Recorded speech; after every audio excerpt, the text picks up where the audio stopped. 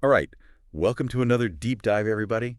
Today, we're going deep, deep into the mind of, well, not literally into the mind of, but into the philosophy of Baruch Spinoza. One of the, I think, most fascinating and challenging figures in the entire history of philosophy. Yeah, I tend to agree. And we're going to be focusing on his ideas about knowledge and the mind, so epistemology and philosophy of mind, and we're using the Stanford Encyclopedia of Philosophy entry as our guide. It's a really fantastic entry, I think. It's a good one to get started with Spinoza. He's, notoriously difficult, Dense. Yeah. very dense, very technical, and, I'm not going to lie, this deep dive is still going to be challenging, but hopefully we can offer some good footholds for, the learner out there who's trying to grasp some of these really, just world-shifting, mind-bending ideas. Yeah, so what we're going to do is we're going to be going through some of his core commitments, like what are the basic building blocks of his system, both for how we know things and for how he thinks about minds. And then we'll go through each of those kind of step by step. Sounds good. All right, so the first one, the entry highlights, is this idea of universal intelligibility. Right. So Spinoza thought that everything that exists can be understood or conceived, either through itself or through something else. And he thought that there's a reason or a cause for everything's existence or non-existence. Okay, so let me try to play this back and see if I'm getting this right. So you're saying that, like, anything I see, anything I experience, anything in the world, there's like a reason why it's the way it is. There's some kind of explanation for it. Yeah, exactly. So he's not just saying that everything can be understood. He's also saying that there's like an explanation built into reality. It's not just random. Okay, so that part makes sense to me. But what about this conceived through itself business? What does that even mean? Yeah, so that's where things get a little more tricky. I think one way to think about it is that for Spinoza, the essence of a thing, what it is at its core, somehow contains the reason for its existence. Okay, I'm kind of following. So it's like if you understand something deeply enough, you understand why it has to exist. Yeah. I think a classic example he uses is geometrical figures. Like, if you think about a circle, the definition of a circle already contains the reason why a circle has to have the properties it does. Like, it has to be equidistant from a central point. That's part of what it means to be a circle. Okay, I can see that. But Yeah. how does that apply to, like, real things in the world, like this microphone or a tree or whatever? Right. So that's where the or through something else comes in. For Spinoza, God, or substance, as he sometimes calls it, is the only thing that is truly conceived through itself. It's the only thing whose essence fully explains its existence. Everything else exists because of and can be understood through God or substance. Okay, so it's like everything else is kind of dependent on this ultimate reality, on substance, in order to exist and be understood. Yeah, exactly. And that's actually one of the points of controversy about Spinoza's philosophy. Because, it sounds a lot like he's saying we need to appeal to God to explain everything. Right. It's not exactly what you'd expect from, a philosopher often seen as a kind of proto-atheist. Yeah, exactly. And that's why understanding Spinoza's concept of God is really crucial. But that's maybe a deep dive for another day. Yeah, for sure. But just to be clear, so for everything other than God, its reason for existing comes from something else. Right. And it also raises the question, what does he even mean by reason here? Are causes and reasons the same thing for Spinoza? And how do we discover these reasons? Can we do it just through observation? Or do we need a priori reasoning like he uses in the Ethics? Okay. Lots of questions there. Yeah. But, that's philosophy, right? Exactly. And actually, just to add one more layer of complexity, the philosopher Michael Della Rocca has argued, somewhat controversially, that Spinoza's entire philosophy can be derived from this one single commitment to universal intelligibility. So it's a really big idea. All right. So we're all ultimately understandable. That's takeaway number one. But then we get to this thing called the attribute barrier. Right. And this is one of the most, I think, mind-boggling parts of Spinoza's system. It's definitely where he starts to sound a little bit, well, maybe more than a little bit crazy. Yeah, it's counterintuitive for sure. So walk us through it. What is this attribute barrier all about? Okay, so for Spinoza, there are these fundamental aspects of reality that he calls attributes. And the two attributes that we humans can perceive are thought and extension. Thought is, well, thinking, like what we're doing right now. And extension is basically, the physical world, stuff that takes up space. Okay, I'm with you so far. All right. Now, here's the wild part.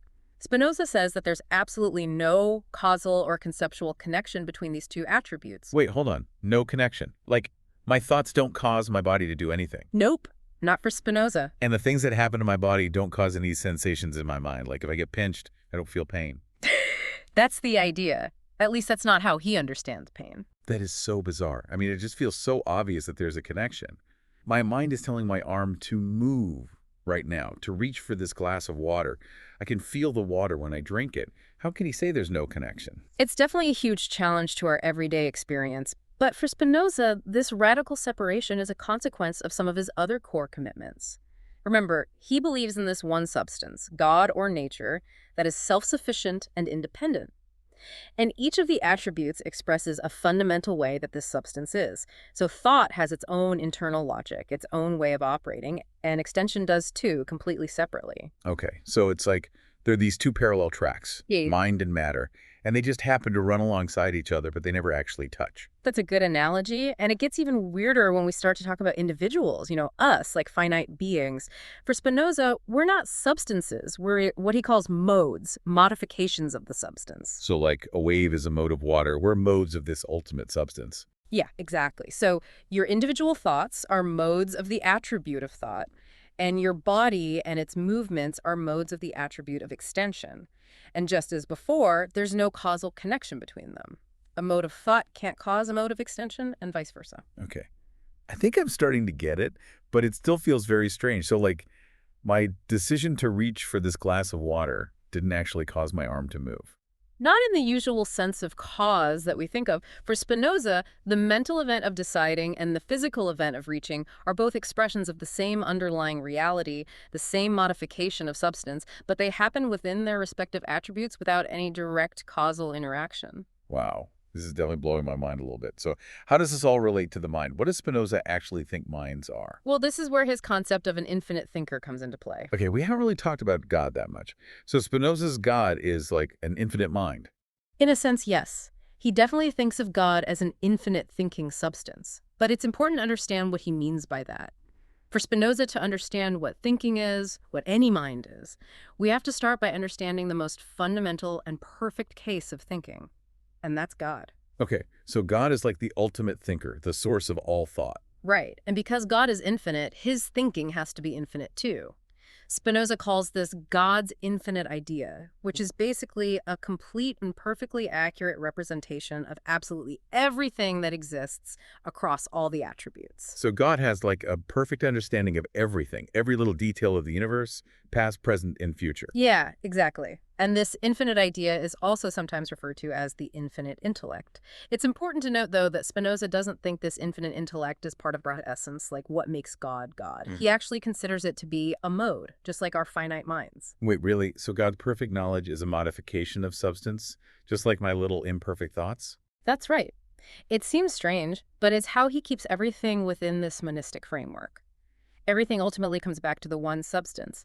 And this idea of an infinite intellect, a perfect and all-knowing mind, is actually how Spinoza tries to address the problem of skepticism. Skepticism, like the idea that we can't really know anything for sure. Exactly. If the most fundamental kind of thinking, God's thinking, is inherently true because it perfectly mirrors reality, then it becomes much harder to argue that all of our thoughts could be completely wrong. Right, because our minds, in some way, are connected to this perfect intellect. Exactly. Okay, so that makes some sense. But, we obviously make mistakes, we have false beliefs, we get things wrong all the time. So how does Spinoza account for that? Yeah, that's a really important question, and it's one that we'll explore more when we look at his different kinds of knowledge. Okay, before we move on, though, there's one more core commitment that I wanted to touch on. And this one is more about, like, the purpose of philosophy for Spinoza, this idea that philosophy is a way of life. Right. For Spinoza, it wasn't just about, abstract intellectual puzzles. He thought that understanding these fundamental principles about knowledge and the mind should have a profound impact on how we live. So, like, knowing this stuff should make us better people. In a sense, yeah. He thought that true knowledge leads to greater freedom, virtue, and ultimately to what he called blessedness, which is kind of like, the highest state of human flourishing. Okay, so wrestling with these really difficult ideas is actually supposed to help us live a more meaningful life. Exactly. Now let's get into the specifics of Spinoza's philosophy of mind. One of the first things that stands out is his apparent endorsement of what's called the bundle theory of mind. Bundle theory. What's that all about? Well, it's basically the idea that there is no fixed self or soul that underlies our thoughts and experiences. Instead, what we call a mind is just a collection or a bundle of different ideas. Okay. So instead of thinking of myself as like a single unified entity, I should think of myself as just a bunch of different thoughts and feelings all bundled together. Yeah, kind of. And Spinoza really takes this idea seriously. He denies that there are these separate mental faculties like intellect, will, or memory. Instead, he says these are just abstract ways of talking about different kinds of ideas. So when I feel like I'm making a decision, using my willpower to do something, Spinoza would say that's just another kind of idea. Precisely. It's not a separate faculty doing the deciding. It's just that particular idea having a certain kind of force or influence within the bundle. Okay, that's starting to make a little more sense. Yeah. But if minds are just bundles of ideas, how do we distinguish one mind from another? Like, what makes my bundle different from your bundle? Good question. And Spinoza's answer is that it's primarily a matter of what those ideas represent, their intentional objects, as philosophers say. So the particular bundle of ideas that makes up your mind has as its primary object a particular actually existing body, your body. Okay, so my mind is kind of defined by being the idea of my body. That's the basic idea. It's what distinguishes your particular bundle of ideas from all the other bundles out there. But wait, doesn't he also talk about minds as parts? How does that fit with the bundle theory? Yeah, that's where things get even more complicated. Remember, Spinoza is a monist. He thinks there's only one substance, God or nature. And if that's the case, then our individual minds can't be separate substances like Descartes thought. Right, because there can only be one substance. Exactly. So Spinoza's solution is to say that our finite minds are actually parts of God's infinite intellect. Wait, so my mind is literally a piece of God's mind? That's the implication. Yeah. He says that when we say a human mind perceives something, we're really saying that God, not in his absolute infinite capacity, but insofar as his nature is expressed through and constitutes the essence of that particular human mind, has that particular idea. So in a way, our finite minds are both modes of thought and parts of this larger infinite mode, which is God's intellect. Okay, I'm trying to wrap my head around this. So it's like God is this giant ocean of thought, and our minds are these little drops within that ocean. That's a pretty good analogy. But it's important to remember that for Spinoza, there's no spatial metaphor here. It's not like our minds are literally located inside God's mind. It's more about a kind of logical dependence and containment. All right, so we're both these bundles of ideas and parts of God's mind. And this actually leads to another one of Spinoza's big ideas, right? Panpsychism. Yeah, exactly. This is the view that, in some sense, everything has a mind, or at least a mind-like quality. So, like, even rocks and trees have minds. That seems like a stretch. It does sound a bit out there, but Spinoza's version of panpsychism is a bit more nuanced. He focuses on individuals, which are basically any composite things that are made up of parts. And he suggests that all individuals are, to some degree, animate or have a mind. Why does he think that? Well, remember, he thinks that a finite mind is just a part of God's infinite intellect that represents some specific aspect of being. So wherever there is a distinct bit of being, there's a corresponding idea in God, and therefore a kind of mind. So even a rock has some kind of representation in God's mind. That's the general idea. It might be a very simple representation, a very basic kind of mind, but it's still there. And it's all part of Spinoza's effort to create a unified picture of reality. Okay, but I have to admit, this whole panpsychism thing is kind of hard to swallow. Like, my mind feels very different from whatever a rock might have going on. Yeah, a lot of people feel that way, and it's one of the ongoing debates about Spinoza's philosophy. Does his notion of mind become so broad that it loses its meaning when we're talking about things like human consciousness and thought? Yeah, I mean, I think I have a pretty rich inner life, and it's hard to imagine a rock having anything like that. Right, and that's a legitimate concern. So let's focus on human minds specifically. What makes us special in this seemingly mind-filled universe? Yeah, what is it about our minds that sets us apart? Well, for Spinoza, there are two key things. First, he emphasizes the complexity of human minds. Remember, he thinks minds are bundles of ideas, and our human minds are just composed of vastly more ideas than, say, the mind of a rock. Okay, so we're just more complex bundles. In a sense, yes. And the second thing he emphasizes is what our minds fundamentally represent, which is a physical body. Right. We talked about that earlier, how my mind is the idea of my body. Exactly. And this is really crucial for Spinoza. The fact that our minds are essentially ideas of bodies explains a lot about how we experience the world and interact with it. It's also what distinguishes us from other minds. So, like, my mind is different from your mind because it's the idea of my body, and yours is the idea of your body. Precisely. And it's this relationship of representation, not a causal interaction, that he considers the union of mind and body. Okay, but I have lots of thoughts that aren't directly about my body. Like, I can think about abstract concepts or about the past or about things that don't even exist. How does that fit in? He's not saying that those other thoughts aren't part of your mind. It's just that your body is the fundamental object that your mind is directed towards, the primary object of representation. And he thinks we're able to represent all those other things because we first have an idea of our own body. So it's like my body is the anchor for all my other thoughts. Exactly. Now, here's something that might seem counterintuitive. Spinoza says that our knowledge of our own body is actually completely confused. Wait, what? How can that be? I mean, I live in this body. I feel it all the time. Right. But for Spinoza, confused knowledge means knowledge that doesn't grasp the true causes of things. And he thinks that because our mind is essentially an idea of a body, not an idea of the causes that constitute that body, we don't have a clear and distinct understanding of it. Okay. I'm starting to see what he means. Like, I don't really know how all the organs and systems in my body work together. I just experience it. Exactly. And most of our experience of our body comes through what he calls modes or affections, which are basically changes in our body due to external influences.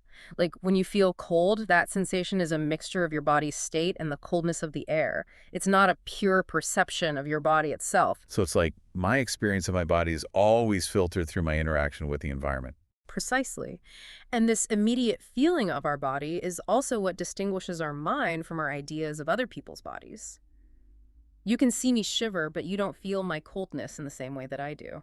That makes sense. Now, there's one more claim about our knowledge of our body that I wanted to ask about. He says that we perceive whatever happens in our body, but that seems a little far-fetched, like I'm not aware of every little cell dividing or every nerve firing. Yeah, you're right. That does seem implausible. But Spinoza has a very specific view of what counts as a part of a body that we would perceive. For him, only those parts whose motions are communicated in a fixed and stable manner to the whole body are part of its essence in a way that we're aware of. So we only really perceive those changes that affect the overall functioning of our body as a unified system. Okay, so it's not like I have this microscopic awareness of every single process going on in my body. It's more about those changes that have a significant impact on my overall state. Exactly. And this actually brings us back to that attribute barrier. Because if mind and body can't causally interact, how can the nature of my mind be so fundamentally tied to my body? How can my body determine what kind of mind I have?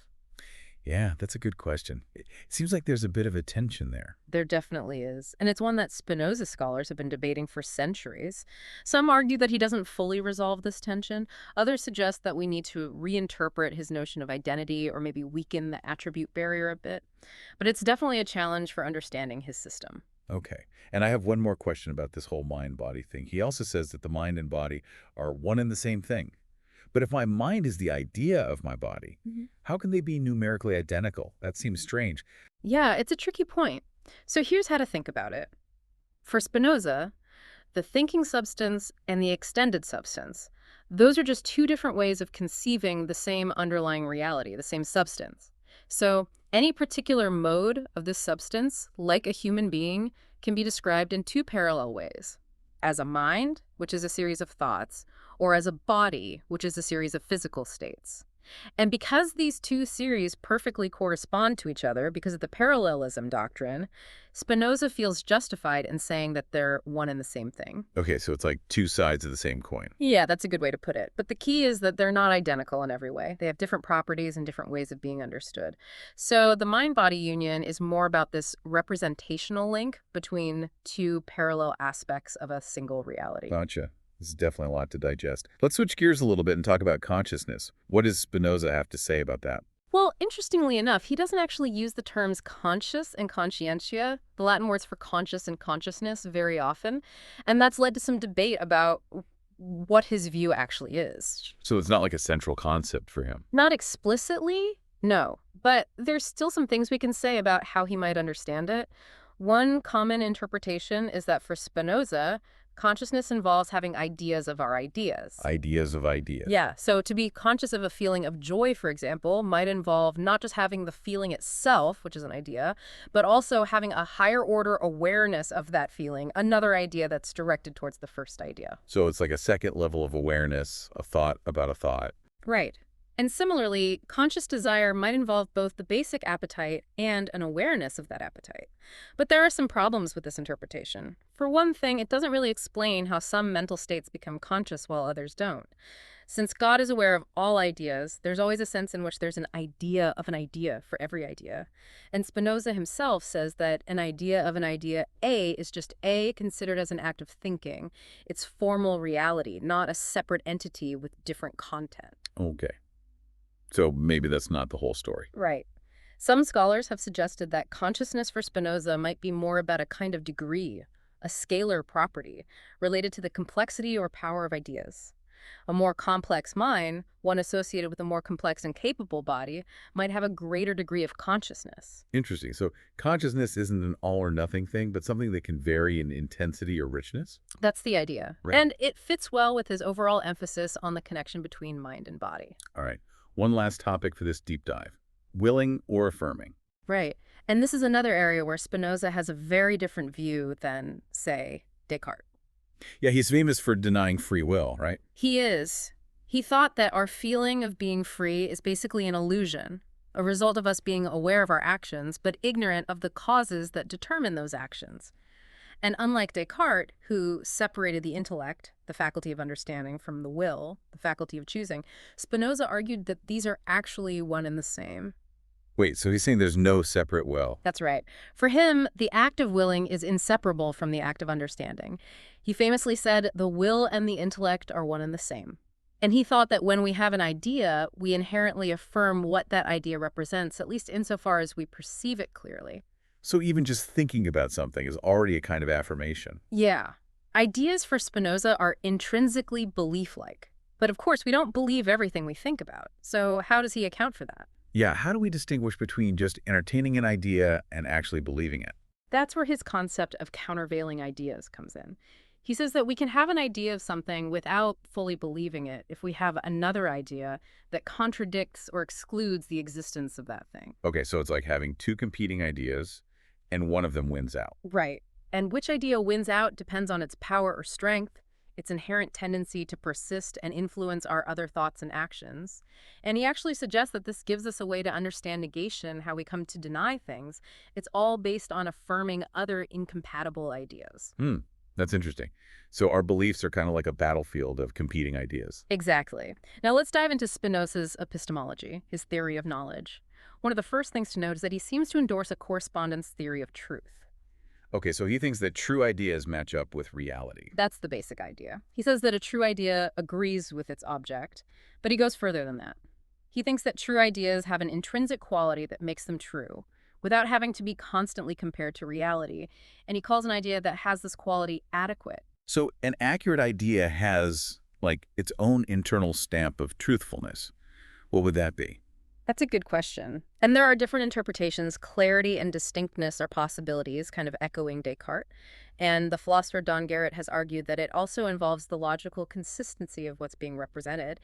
If an idea is clear, distinct, and depicts something that's logically coherent, then, given Spinoza's view that reality itself is ultimately coherent and necessary, that idea would be guaranteed to correspond to reality. Okay, so the way we think and the nature of reality itself are kind of intertwined there. Exactly. But he also talks about mind relative adequacy. What does he mean by that? Now, what's that all about? Well, this goes back to his idea that our finite minds are parts of God's infinite intellect. An idea is adequate within a finite mind if it represents something in the same way that God would understand it, with a perfect and complete understanding. Okay. So my understanding of something is adequate if it's as complete and accurate as it can be, given the limitations of my finite mind. Basically.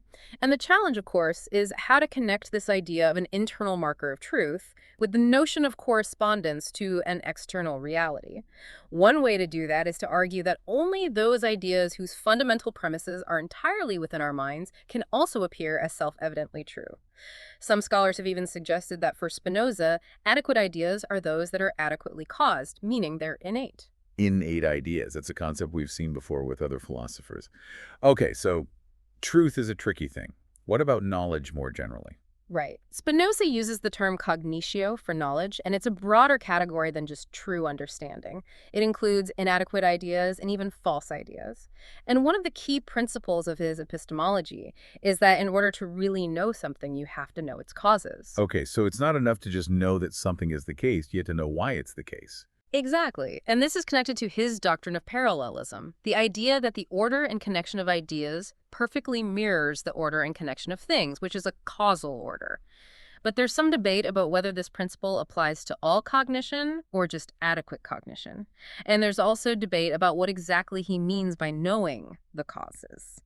So there's still some room for interpretation there. Definitely. And this also raises a problem because of the attribute barrier. If mind and body can't interact, how can our mental understanding be dependent on physical causes? Yeah, that's a good point. And it gets even trickier because for Spinoza, every event has an infinite chain of prior causes. So does adequate knowledge require knowing this entire infinite chain? That seems impossible. It does, and Spinoza seems to recognize this. So he offers a couple of ways out. One is to emphasize that God is the first and universal cause.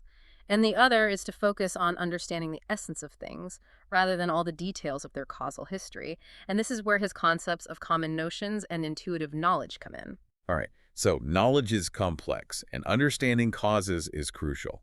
Now let's get to the different kinds of knowledge. What's the first one? The first kind of knowledge is what Spinoza calls imagination. Imagination. So like making stuff up in our heads. Not exactly. For Spinoza, imagination is primarily about our knowledge derived from sense experience. It's the way we perceive the world through our senses, and it includes things like memory and association. Okay, so it's more grounded in experience than just like daydreaming. Exactly. And the content of imagination is of external bodies as seemingly present to us. And the cause of these imaginative ideas is the way that those external bodies affect our own body. So like when I see a bird flying, it's because light is reflecting off the bird, hitting my eyes and causing changes in my body, which then lead to an idea of a bird in my mind. Precisely. But here's the thing. Spinoza thinks that imagination is the source of all inadequate and confused ideas, and therefore the sole source of falsity. It's only through our senses that we can be led astray and form false beliefs. Wow, so basically everything I perceive through my senses is potentially unreliable. That's a bit of an oversimplification, but it gets at the general idea. He thinks that most of what we think we know is based on imagination and therefore prone to error. That's a bit depressing. It can be. And he sees the confusion arising from the fact that imaginative ideas are always a blend of our body's current state and the external causes acting upon it. So when you feel the warmth of the sun, that sensation is not a pure perception of the sun itself. It's a confused mixture of your body's increased temperature and the sun's energy. So it's like our experience is always colored by our own subjective state. Exactly. And these imaginative ideas are also inadequate because they don't give us a complete understanding of the causes of things. Our mind doesn't possess all the premises, so to speak. And because they lack an intrinsic guarantee of truth, we can't be certain that they accurately reflect reality. So they're kind of flimsy, these imaginative ideas. They are. And to make matters worse, they're connected to each other not by logical necessity or by causal relations, but by what Spinoza calls the common order of nature, which is basically the accidental way we happen to encounter things and form associations. So like if I see a black cat and then trip and fall, I might start to associate black cats with bad luck, even though there's no real connection. Right. And Spinoza thinks that error arises when we don't have another idea that contradicts or excludes a false conclusion we've drawn from our imagination. He gives the example of the belief in free will, which he thinks stems from us being aware of our actions, but ignorant of the causes that determine them. Okay, so imagination is a bit of a mixed bag. It's the source of all our sensory experience, but it's also the source of all error. What's the next kind of knowledge? The next kind is what he calls intellect. Hmm. And this is where things start to get a little more positive. Intellect, so like using our brains to figure things out. In a sense, yes. But for Spinoza, intellect isn't a separate mental faculty. It's a quality of certain ideas. And these are ideas that are necessarily true, that perfectly align with reality and reflect the actual causal order of things. Okay, so they're like super reliable ideas. They are, and the foundation of intellect lies in what Spinoza calls common notions. Common notions. Yeah, these are ideas that arise even from our basic sensory experience, but they're necessarily adequate, meaning they're guaranteed to be true, and they arise from our experience of things that are common to all bodies, things that are equally in the part and in the whole. Okay, I'm not sure I'm